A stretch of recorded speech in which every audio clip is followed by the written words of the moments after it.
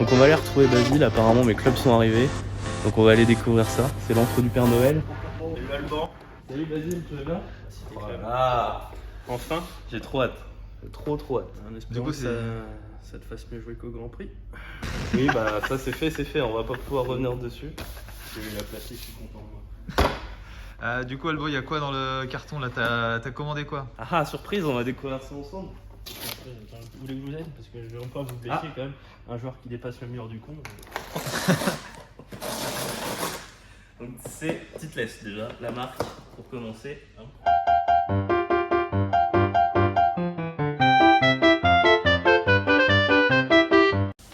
Alors, c'est quoi ce délire? Voilà, on s'était dit que 104 en droitier pouvait peut-être faire mieux que 100 en Tu gaucher. fous de ma gueule? C'est quoi, c'est des bisous? Attends, ouais, Et c'est des gauchers en plus. Bah ça peut pas être pire comme ça. sérieusement? Qu'est-ce que je vais en faire tout ça? Ça c'est pas votre nouveau challenge en 2024, je joue moins de 100 en gaucher. Non, je déconne. Ah, je me disais aussi, putain. Petite blague. Ah. Voilà. Merci Attention, Basile. trouver anti-socket. C'est beau, hein? Non, c'était toi. C'est moi la socket. Donc, petite série combo T150, une série combo du pitch au 6. Ensuite, j'ai le 5 et le 4 en T200 et un petit fer 3 en U505 parce que bon, on va pas se lancer sur des clubs trop. Conserver des choses un peu faciles. Voilà. Faut se donner des chances, c'est assez dur comme ça, donc autant avoir Tu as aussi un gap wedge. du tolérant et le gap wedge invoqué 50 degrés. Les SM9. On va déballer ça. Ah ouais. Tu vas nous montrer ça. Avec des petits shafts acier léger. Tout à fait. En attendant le. C'est du quoi? C'est KBS. KBS Light. Tour light. Tour Light. Et du coup, le grammage. 105. 100 ou 105. Ouais, c'est 105, je crois. D'accord. Je confonds entre le régular et le stiff qui a 5 grammes d'écart. Donc je pense que Il me semble que c'est 105 parce qu'on était grammes. resté sur ce que j'avais à peu près. Sur le fer 3, j'ai un shaft Hazardus, donc c'est Ah, Project X, qui est exactement le même shaft que Le driver. le driver. Et D'accord. mon bois 4. Forcément un petit peu plus rigide et plus lourd pour le faire parce que ça reste un shaft d'hybride. Donc c'est un Et en vrai, c'est bien joli, hein, Ouais. je trouve. Ah bah ouais, c'est beau. Hein. Après, comme on dit, des fois on joue beau, on joue pas bien. Bon, moi, tu pourras jouer beau. Là. C'est ça. Beau. Des fois, c'est pour la flèche chez l'Indien. Un petit Des peu fois, de. c'est ni l'un ni l'autre. Quand c'est les deux. Faire un petit peu d'ASMR.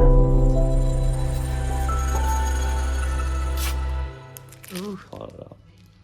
Ah, c'est magnifique. Et en Faut voir un plus, petit peu la face. En plus, tu prends le club le plus large. Oui, au moins on voit. C'est magnifique. Après, moi, ce que je peux te dire sur les T150, c'est que tu as un toucher qui est qui est quasiment identique à la T100. Voilà, en termes de toucher. Par contre, tu as un poil plus de tolérance pour que tu conserves du toucher sur les attaques de green et en termes de sensation et précision. Mais malgré tout, un peu plus de tolérance qu'une T100. Bien sûr, ouais. Voilà. Mais avant, ils avaient deux gammes, la T100, T100S. La T100S, c'était la gamme entre guillemets pour joueurs à toucher, mais qui recherchaient de la puissance. Donc S pour 2 degrés de cœur fermé en termes de loft. Là, tu n'as plus de S, tu n'as plus rien, c'est plus clair. Tu as T100, la gamme classique, la T2, T150 qui est la remplaçante de la T100. Et voilà, pour côté de la longueur du toucher, la précision et du contrôle du confort. Voilà. Et c'est bien d'avoir cette série combo sur les longs fers qui sont plutôt assez compliqués à jouer, Ouais, bah ouais. fer 5, fer 4, voire même le fer 3, où tu commences à avoir des lames un tout petit peu plus larges pour avoir du centre de gravité un tout petit peu plus loin de la tête de club et la faire lever plus facilement. Et surtout cette année, ce qui est bien avec les autres années, c'est que tu as aussi, en termes d'alliage, le forgé est aussi bien sur la T150 que sur la T200. Ils sont Que forgés. sur la phase de la T150, de la U105 du fer élevé.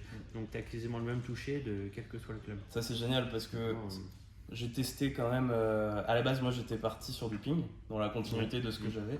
J'étais parti sur les I230. Voilà. Par Et contre, t'es sur une face moulée. Ouais, Donc et forcément, rien qu'au niveau du toucher. c'est ça ce qui m'a change. fait choisir au final les T150. Parce ouais, que ça, le toucher forgé que j'avais avec mes I500, Mm. c'est vrai que je le perdais un peu sur les I230. Et donc par rapport à une I500, tu auras déjà beaucoup moins d'offset. Donc du coup, un club qui va poser beaucoup plus droit devant la balle avec beaucoup moins de correction.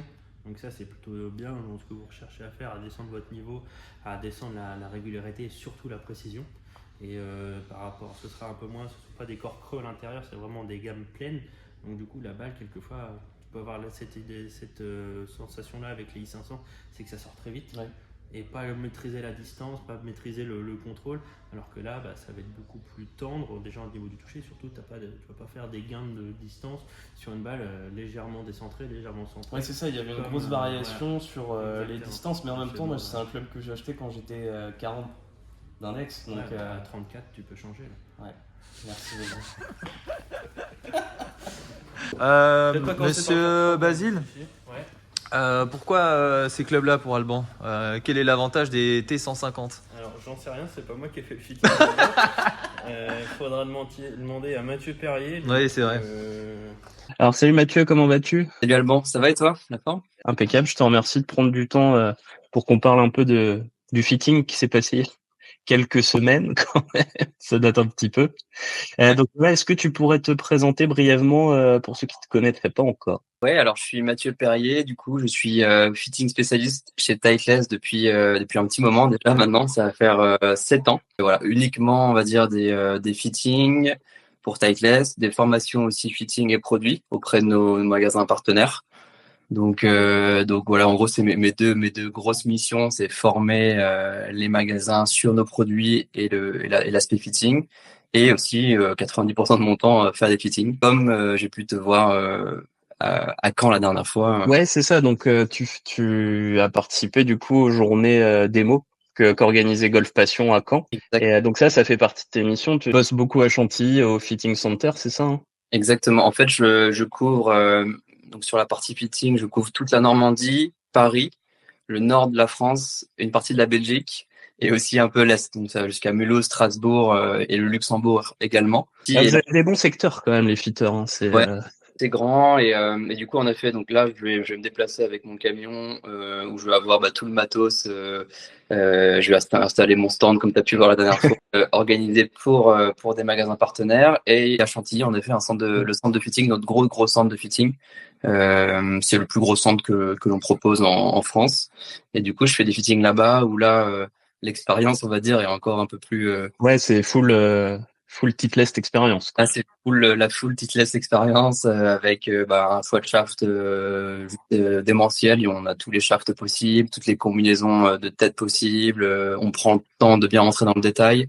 On fait le fitting avec des Pro V1, Pro 20X aussi, donc avec des vraies balles. C'est pas des choses qu'on peut voir partout, en effet.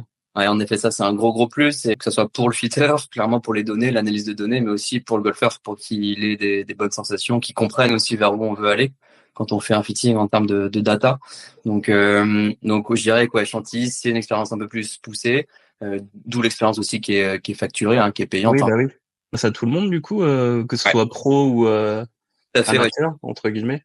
Ouais, c'est vraiment tout niveau pour le coup. C'est ouvert à n'importe quel golfeur, donc golfeur débutant en progression, ou golfeur confirmé, ou golfeur professionnel. On a vraiment tout niveau. C'est ça qui est assez marrant d'ailleurs là-bas, c'est que d'un fitting à un autre, je peux passer d'un joueur pro du Challenge Tour par exemple, ou des 3e divisions, à un golfeur qui débute. Donc c'est assez varié, mais c'est hyper intéressant. Mais en effet, c'est ouvert à tous, et il faut pas hésiter à se renseigner. Trop bien. J'ai pris rendez-vous pour les journées démo, j'arrive, je te vois. Donc, est-ce que tu peux nous rappeler comment ça se passe un fitting?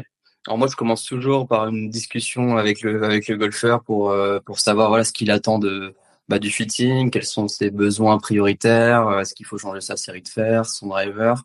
Donc il y a vraiment une étape, on va dire l'interview de début, qui est très très important en fait, qui moi me permet d'aller chercher déjà dans ma tête plusieurs pistes d'amélioration, et cette partie-là, elle est aussi pour apprendre aussi à connaître le golfeur, tout simplement. Donc, tu les connais pas forcément à l'avance, les gens, et tu sais pas comment ils jouent. C'est le but de les mettre à l'aise aussi, parce que c'est la première fois peut-être que je les vois pas tout le temps comme un enseignant peut les Bien voir. Sûr, ouais. Le but, c'est vraiment de les mettre à l'aise, comprendre aussi leurs besoins, ça c'est hyper important. Et après on attaque directement d'abord, moi j'aime bien toujours faire un premier test data avec les clubs actuels du golfeur pour voir ce qu'il a, Donc c'est hyper important si vous venez me voir en fitting de ramener votre matériel actuel. C'est vrai qu'on n'y penserait pas à la base, mais Ah ouais, c'est ça va déterminer un peu les choses par la c'est suite. hyper important pour moi parce que ça me permet de savoir tout simplement ce que vous avez, qui peut vous convenir déjà ou pas, et aussi pour vous de vraiment comparer à l'instant T, parce que souvent voilà on a des sensations qu'on peut avoir avec ces clubs, mais c'est bien vraiment de l'avoir à l'instant T et le comparer avec quelque chose Ah, de bien sûr, ouais. le jour J. Donc voilà, il y a première étape là-dessus, et après donc avec analyse Trackman, on utilise le radar Trackman. On fait taper plusieurs balles, garde on va dire une bonne moyenne, donc on essaie de garder les bonnes balles, les balles aussi un petit peu ratées. On fait un petit peu un mix de tout ça, et après on analyse et on essaie d'améliorer tout simplement la performance des coups du golfeur en fonction de ses besoins.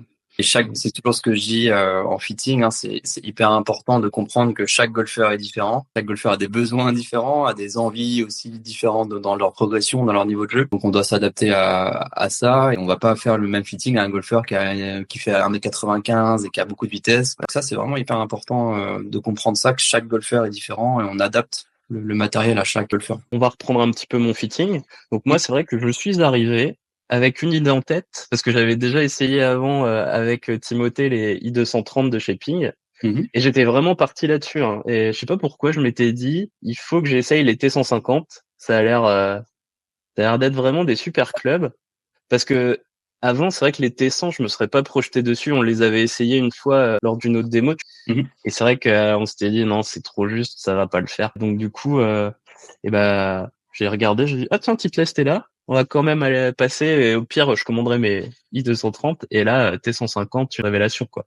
Ouais, le coup de cœur. Mais tu sais que c'est une série qui marche incroyablement en fitting. Je la fais énormément. C'est vraiment, c'est vrai que tu parlais de la T100 auparavant, qui est une tête quand même beaucoup plus fine que la T150, donc qui est plus orientée quand même joueur vraiment très confirmé, avec un bon niveau de frappe de balle de fer, avec de la consistance dans la frappe, vraiment de la régularité.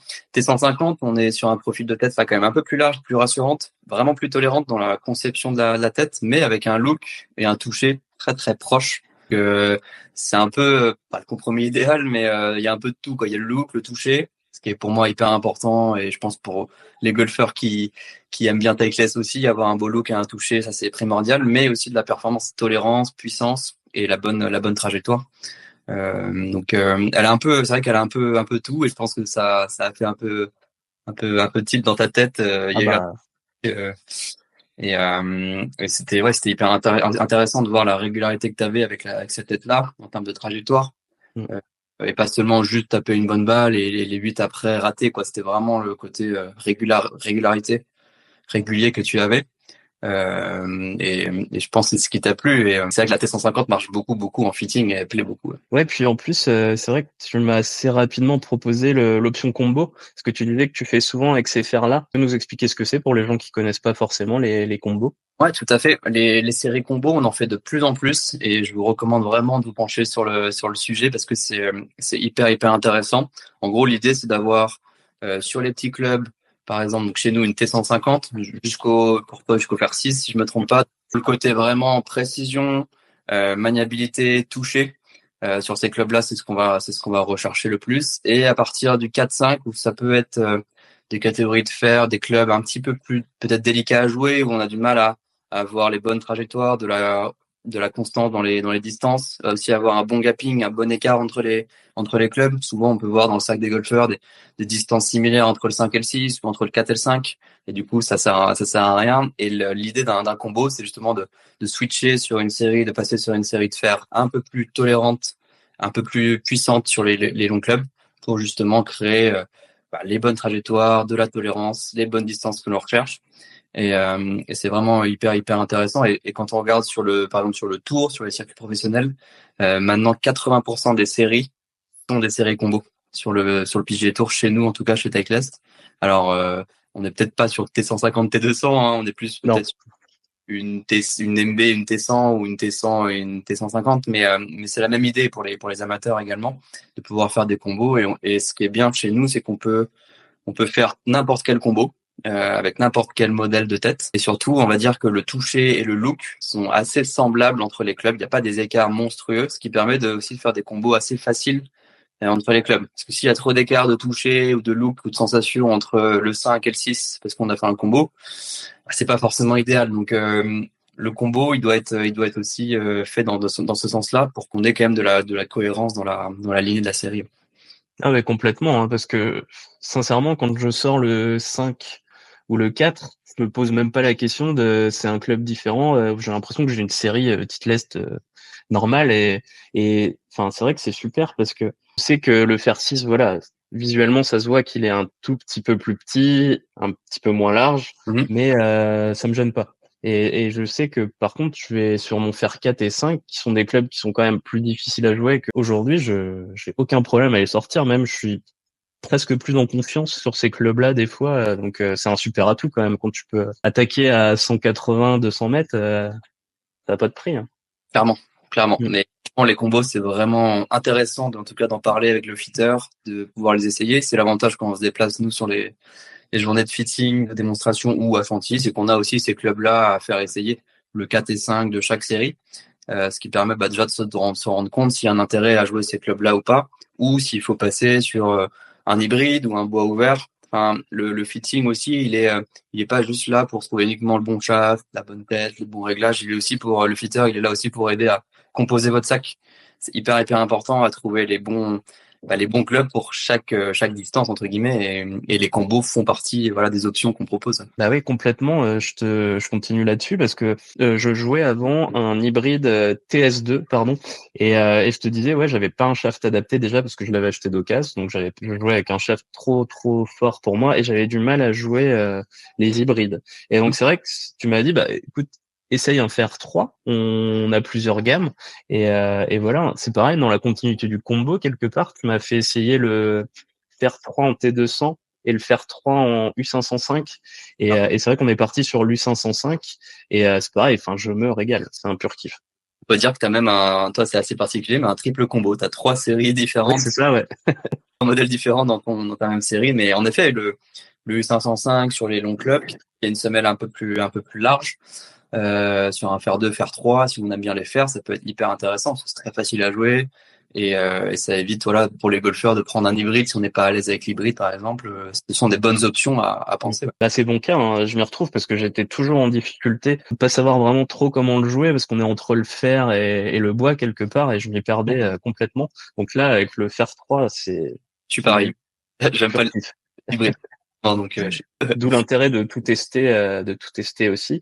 Et pour continuer là-dessus encore, on a même essayé tu m'as fait essayer les Vokey SM9 parce que voilà, j'ai mes wedges, je jouais les SM8 et ils commençaient à s'abîmer un petit peu et j'avais le même shaft que sur ma série et du coup, ça allait plus être vraiment très cohérent.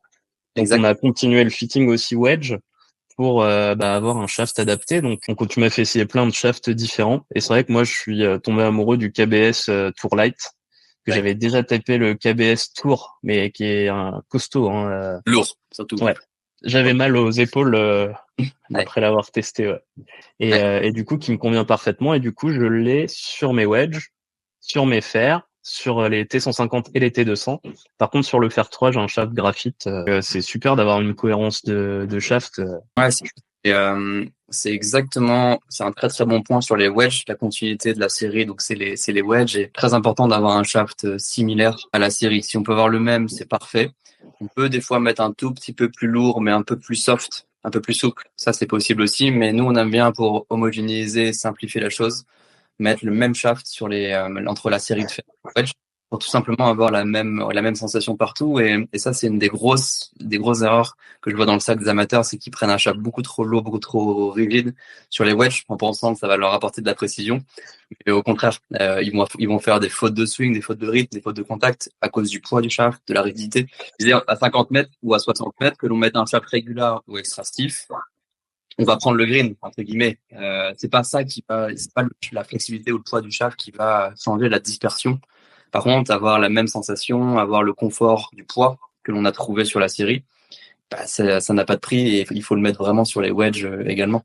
En tout cas, nous, c'est ce qu'on recommande et ça marche 100% du temps. Oui, parce que ce qu'on a vu avec Basile, c'est que souvent les wedges, ils ont un shaft assez lourd quand ils sont en vente à l'unité dans les pro shops, ouais. Ouais, en fait, le shaft d'origine qui est stocké dans les programmes de stockage, hein, c'est en effet un shaft qui est un Dynamic Gold S200 qui fait, donc c'est un stiff, mais qui fait surtout 127 grammes, donc qui est très globalement, qui est vraiment assez lourd, mais parce que c'est alors là, pour la petite histoire, c'est un shaft qui est stocké surtout sur le marché américain. Du coup, on duplique ça un peu partout dans les autres continents, parce que les Américains, ils aiment bien jouer lourd, ils ont toujours eu l'habitude de jouer lourd, donc c'est vrai que c'est un shaft qui va être plus facile pour eux de stocker, mais c'est vrai que nous, en France ou même dans les fittings en général, c'est pas un shaft que l'on va faire beaucoup parce que c'est souvent trop lourd par rapport à la série et nous, chez Tykeless, on propose tous les shafts de fer que l'on propose, on les propose aussi sur les wedges, donc on duplique ça sur les wedges. C'est super quand même, parce que c'est vrai qu'on voit un nombre de personnes avec qui on joue, qui achètent leur wedge à l'unité comme ça, et qui galèrent, quoi. Ouais, qui galèrent à avoir un bon wedging. C'est tellement important, les coups entre 0 et 120 mètres. On galérait surtout sur les pleins coups. Alors après, sur les petits coups à 30-40 mètres, le shaft a un peu moins d'importance.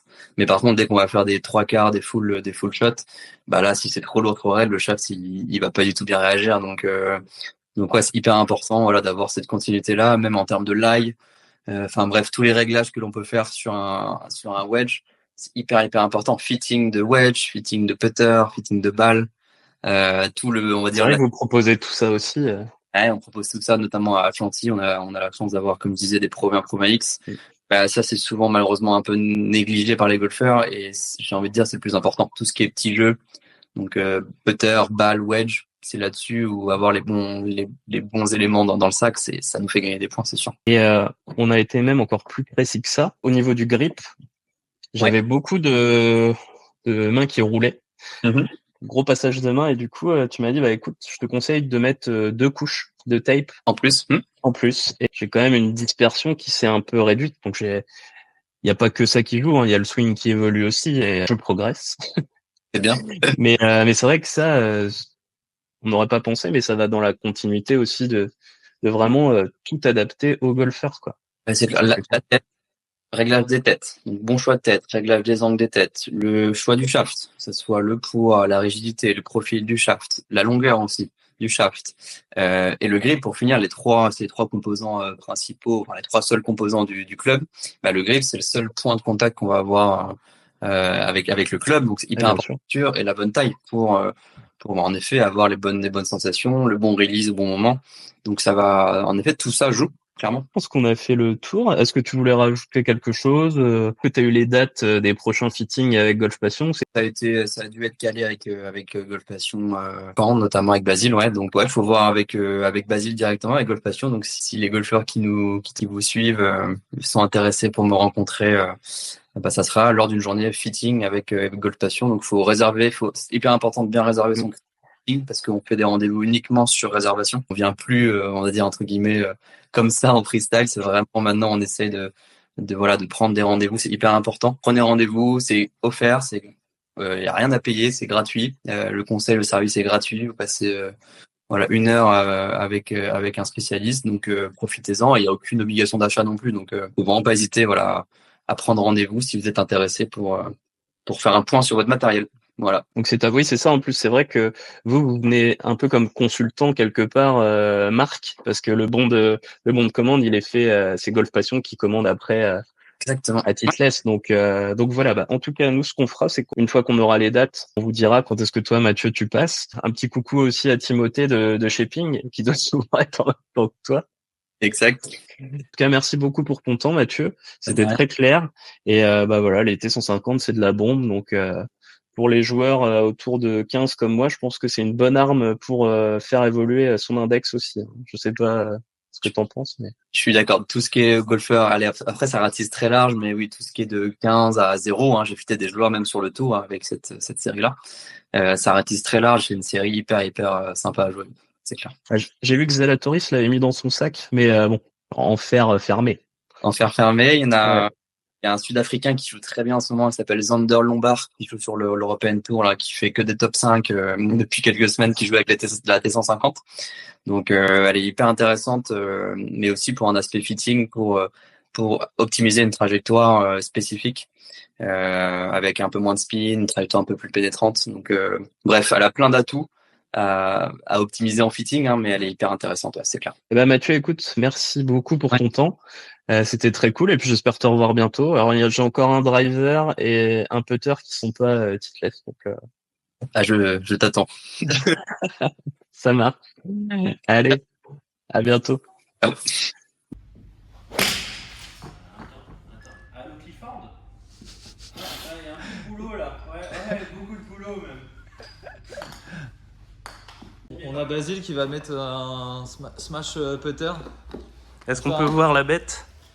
On peut voir qu'il est un peu défoncé. On fait un concours du coup? Celui qui va plus loin avec Le le putter. Enfin ouais. On pose une 3 balles chacun. Enfin, on sait qu'on va se faire exploser, mais. Faut chauffer quand même. On a trop bien quand même. Ça avance un peu. Toutes les chances de son côté. T'as fait une distance.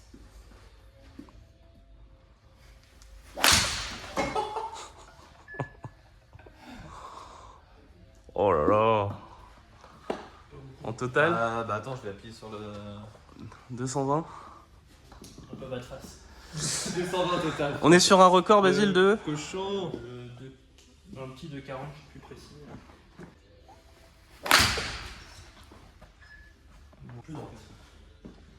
Donc ça va aller dans le sac. Ouais, l'année prochaine. Quand il y a un peu de vent.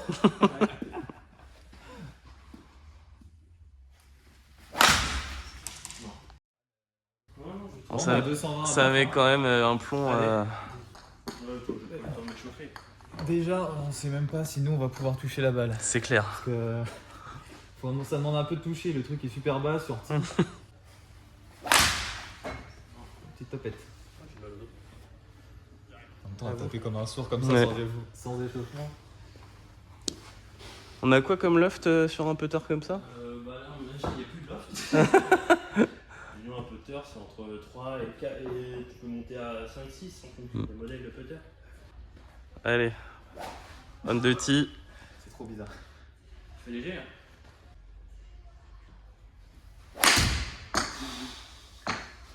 Tu vas se prendre Pas bien là. si mal, hein. 95 mètres. C'est pas si mal. Même 85, mon pauvre. Alors, Il a fait une backspin. bah, je pense que j'ai fait un. Ouais. Un coup de wedge. Je l'ai tapé Fais vraiment. gaffe, c'est un coup à la reprendre dans la gueule. Plus de Chico à Noël. C'est bien pour les huîtres. Mm.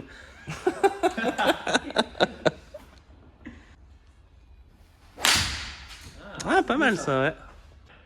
Ah, attends, elle était à 220 l'enculé. C'est un truc de ouf. Pas la même vitesse ni rien. C'est... Il y a de la maîtrise. Il y a des années de pratique. Hein, C'est ça. putter, hein. On entend le camping. Ah, ça est pas mal. Non? Je sens qu'elle est bien. Ouais. Ah, il se défend, hein. C'est pas mal. Il y a une bonne vitesse, un 91-2. C'est pas vite, hein. Et en plus, elle est pas trop. Non. Franchement, limite, c'est mieux que mes coups de hybride. C'est pas mieux. Vous en vendez ici? Alors attention, Alban, Ouais. c'est particulier. Donc ça fait partie de la série qu'a acheté Alban. Il s'est pas fait pigeonner. Oh!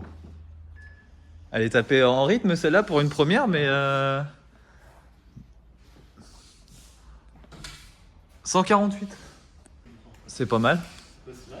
Bah ouais, de ouf. Eh ben en vrai, C'est pas pire. Hein. 181, ça Elle est monte. plein, Franchement, elle est plein milieu. plein milieu. Voilà.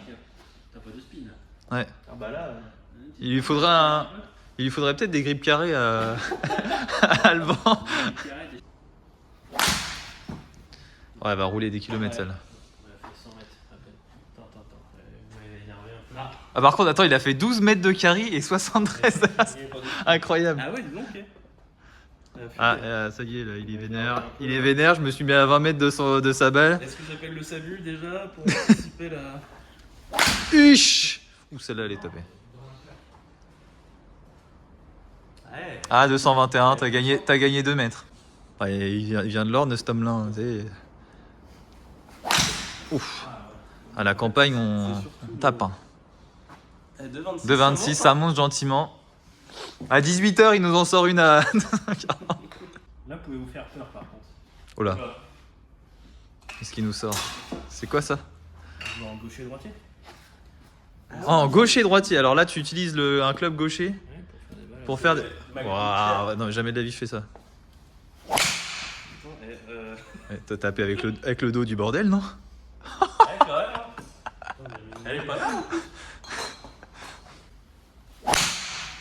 Waouh. C'est mon quart d'heure folie. Toujours plus haut.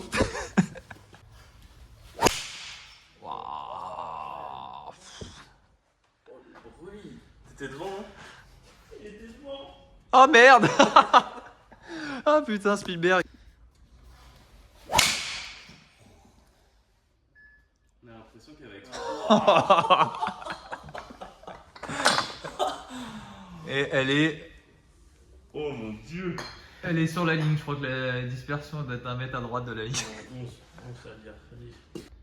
Allez Yann, first time gaucher. Ah, c'est pas si mal.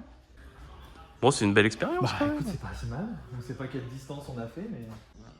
C'est mieux. Top fort, hein. Costaud, hein? Top fort, hein. Costaud le garçon. J'en fais une dernière. Ah. Oh là là. C'est... le festival. Ouais. C'est l'humiliation ultime.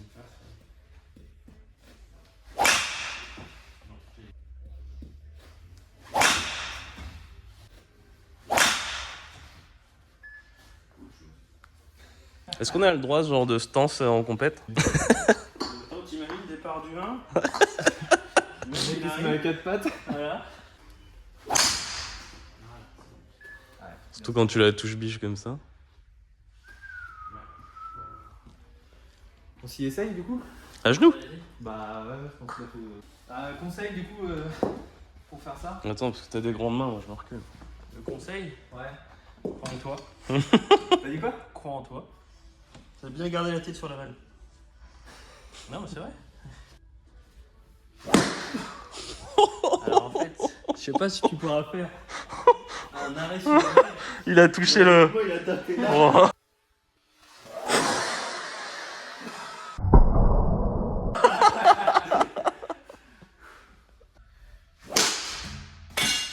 Je sais pas ce qui Je sais s'est pas si c'est la balle qui est partie. Je crois que c'est la balle. Les deux sont partis. On a... Oui, c'est la balle. Non, je crois qu'il y a le petit qui est là-bas. Non, ça c'est pas un bon jeu pour moi. Non. J'ai pas assez d'adresse générale. Et Alban? Allez, on va essayer d'en faire une. Après, je suis sûr, je me mets devant avec Alban, je le sens rien. Eh bah ça va en vrai, hein. Il l'a balancé à droite, mais. Du coup, j'aurais pu me mettre devant. Ouais, ouais. devant, hein. Au moins il l'a touché quoi. Non, ça. Bijou celle-là. Regarde, 200 mètres. Ah, peut-être pas quand même. Ah, 134 pour Oui, la c'est- deuxième c'est balle que inespéré, t'as. quand même. Franchement, c'est. C'est bien, ça permet de travailler la rotation. On va s'arrêter là. Hein. Bon bah voilà, les clubs sont récupérés, maintenant je vais aller les tester. Un grand merci à Golf Passion. Et de rien. Et T'as pris les bons clubs. j'ai pris les bons clubs, c'est Parfait. tout bon. Non, Merci t'as pris Basile, à bientôt. Et par contre, n'oublie pas de payer quand même. Culé